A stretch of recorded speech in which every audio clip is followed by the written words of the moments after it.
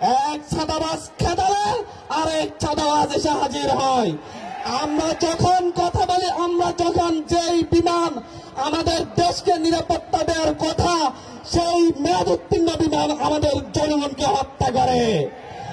আমাদের যখন আমাদের ডাক্তাররা আমাদেরকে নিরাপত্তা দেওয়ার কথা, কিন্তু মেয়াদোত্তীর্ণ ওষুধ ভ্যাকসিন দিয়ে হত্যা করে। পুরো দেশটাই দুর্নীতিতে ভরে গিয়েছে। তারপর যত ঘটনাই ঘটে, প্রতিটা ঘটনার পরে আমরা একটা শোক র্যালি করি, শোক যাত্রা করি, এরপরই শেষ। রানা প্লাজায় গার্মেন্টস শ্রমিকরা নিরাপদ ছিল না, আইন অমান্য করে রানা প্লাজা তৈরি করা হয়েছে।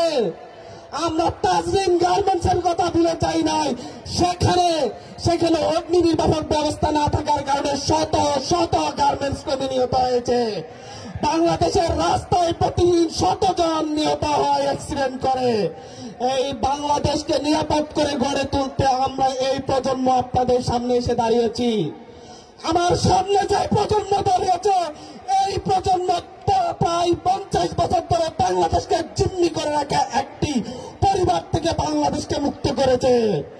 সামনের দিনের প্রতিটি নাগরিকের, আমাদের পরবর্তী প্রজন্মের প্রতিটি মানুষের নিরাপত্তার জন্য একসাথে লড়াই হবে, একসাথে লড়াই হবে। হাত তুলে দেখেন, একসাথে লড়াই হবে।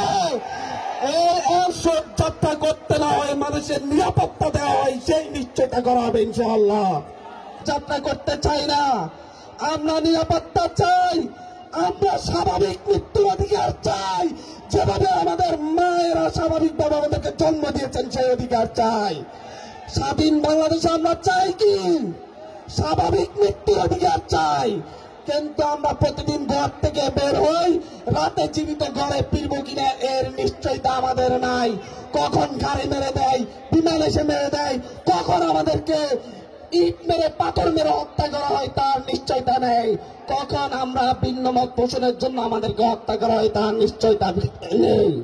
কথা একটাই, বারবার শোক যাত্রা করব না। আমরা বলবো, আজ থেকে আমাদের দাবি হবে একটা, এই বাংলাদেশের জনগণ, স্বাধীন দেশের জনগণ স্বাভাবিক মৃত্যু অধিকার চাই।